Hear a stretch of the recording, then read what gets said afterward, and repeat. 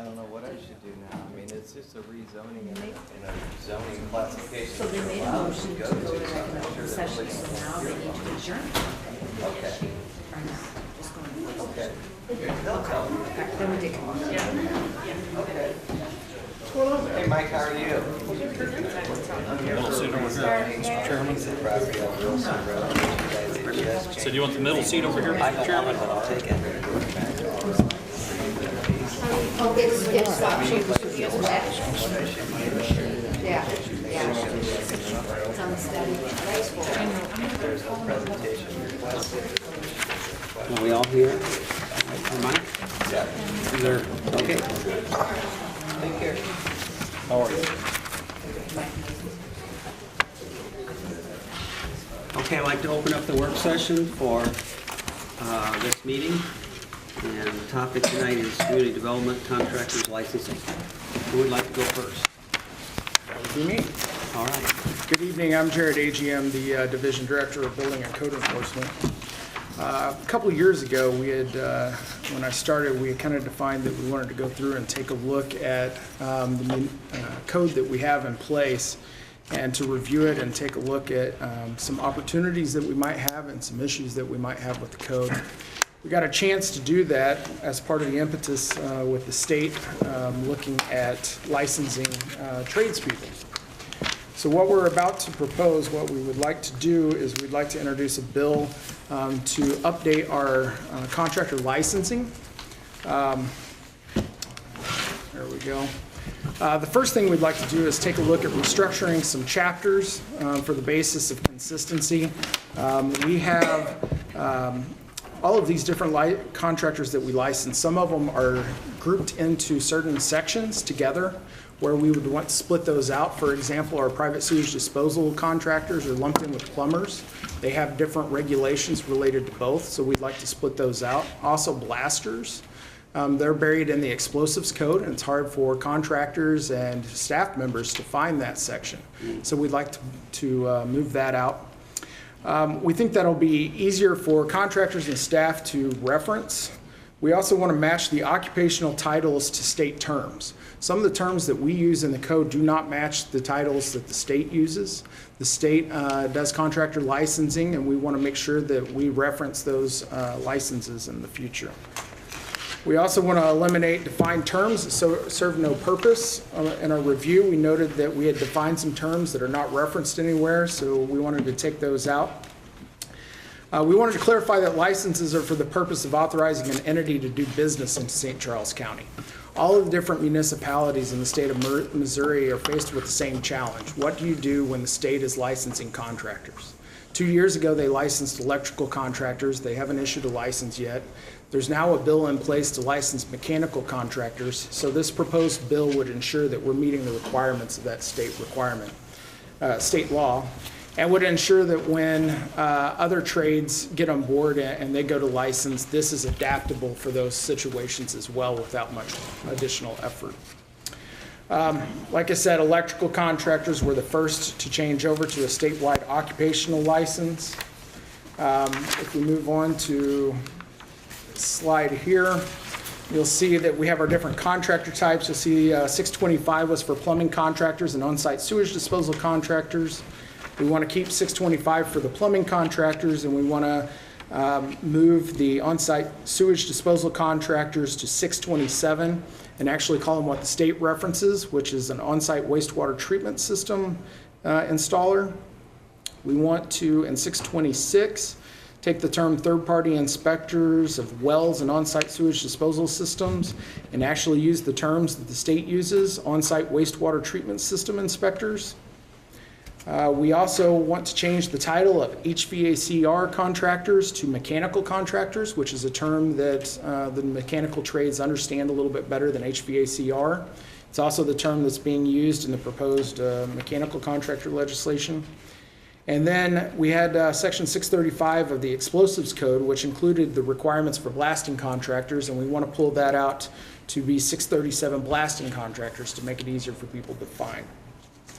Also, as we dive into each of those different chapters, all of the subsections in those chapters were not consistent from chapter to chapter, which made it difficult to reference them. So what we did is we went through and we made sure that we had the same chapter structure in all of them, so that if I'm talking about exceptions to license requirements, I know to go to .050 in any of the chapters. Also, we took a look at fees. Currently, if you're not renewed by December 31st, and you want to renew in January, there's an additional fee of $50, and then that goes up for the first 6 months after that to renew your license. We took a look at that, and there was a lot of additional steps there that we didn't find a lot of value in. So what we're doing is, if you would look at that, it would be $50 in January plus your renewal fee. So if you didn't renew until July, it would be $500 to renew your license. What we did is we decided that we could simplify that, and we could go to just charging the additional fee on January, February, and March, and then make it a flat fee after that. That simplified our computer setup, and it would simplify the math in determining what those fees were. So if you look at the breakdown of that, that puts a maximum fee of $300 if you forgot to renew your license for some reason.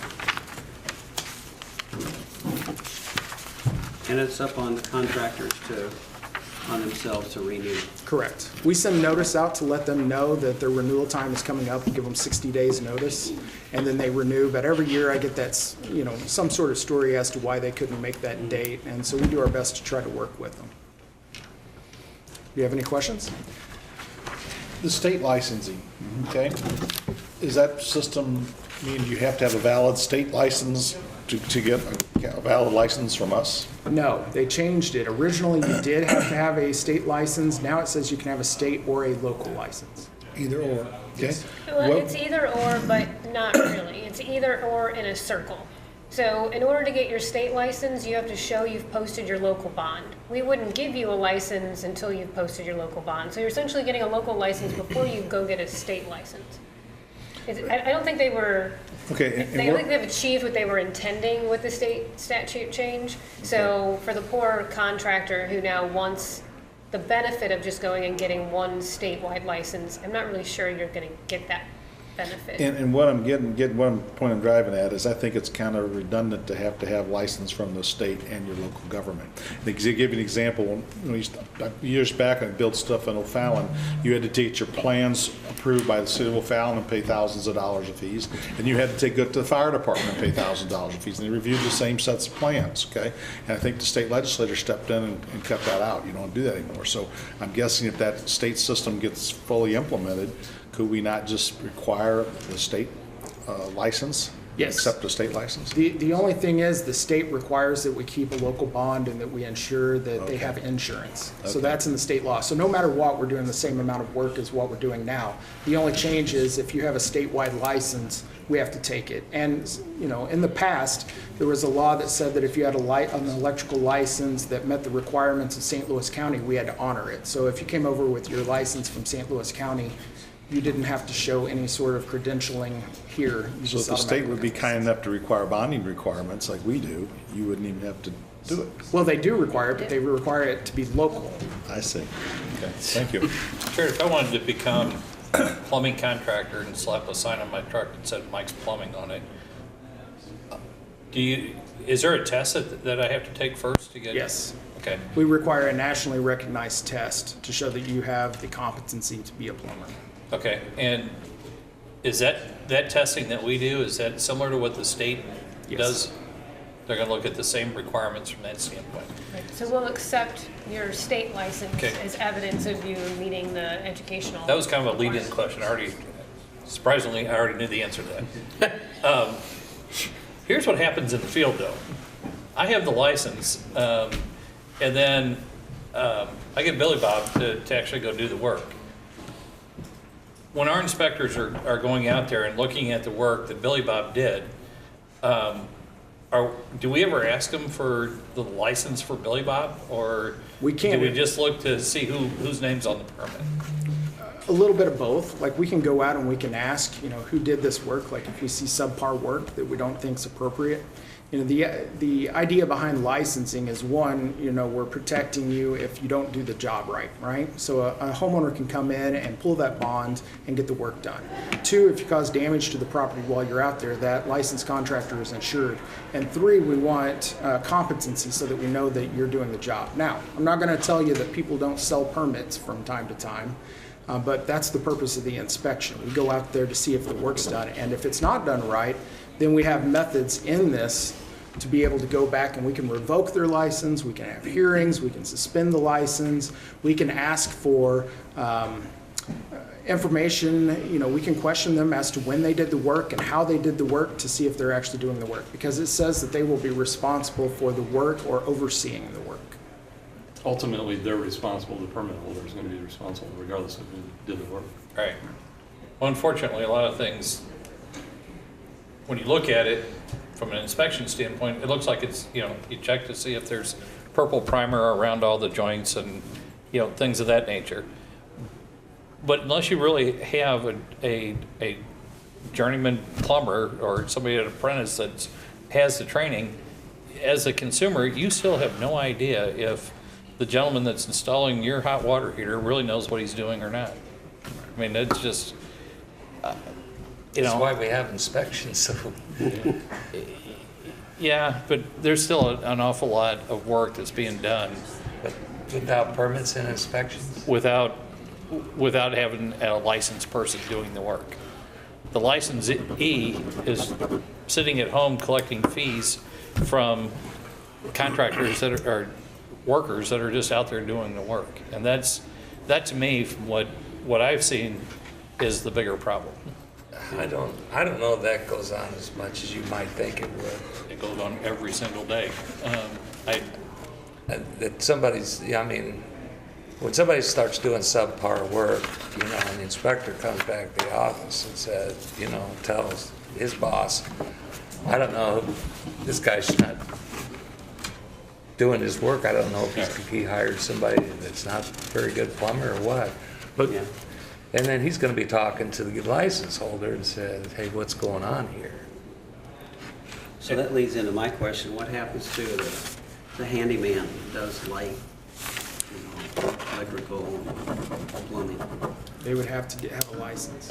The only exception that we would have is for owner-occupied properties. You can come in and take an exam locally here, and you can do your own work. So if you wanted to finish your basement, you know, the rite of passage for everybody in St. Charles County, you can come in and you can apply for a homeowner's plumbing test, and we'll test you, make sure you know what you're doing, work with you, and let you do your own basement. But you can't be a handyman and go around the neighborhood doing basements. You have to use licensed contractors. All right. Okay. So that's the overview of a bill that we would like to introduce next council meeting. I'm going to pass out hard copies of that ordinance. Wanted to walk through what we were trying to do first and let you know the numbering structure, because you see a lot of bold and strike because we're moving a lot of stuff around. But what we went through today is the content and the substance that's changing. There's very, overall, little substantive change, a lot of reorganization. So if you see something in there that concerns you, feel free and call Jared, Mike, or myself in the next 2 weeks prior to the meeting. But it looks scarier on paper than it is. Instead of reading this 100 pages, can you guys prepare us a summary that just tells us that the substantive changes that are in here? I don't care about the organization. If you've got an additional requirement that we didn't have before, This is it. that's it. This is it. Yeah. Okay. All right. And I don't know if you want to bring it up now or not. You have another bill for introduction tonight regarding some notifications on PUD. Planning and zoning. Planning and zoning. Do you want us to talk about that now or at the meeting? I've got a question on that one. On what? The planning and zoning Oh, the notification bill. notifications? I mean, that comes from the planning Go and ahead. zoning commission. So Okay. I provided a summary on it, which was Yeah. my thought. Yeah, and I read it, and just real briefly, I thought it's a good thing because you're basically telling more people about a development. But it does have a limitation about something about 75% of agricultural zoning or something like that. You know, I don't quite understand why that would be in there. Why would we not want to notify people if it was a residential property going commercial? Why does it only have to be an agricultural property?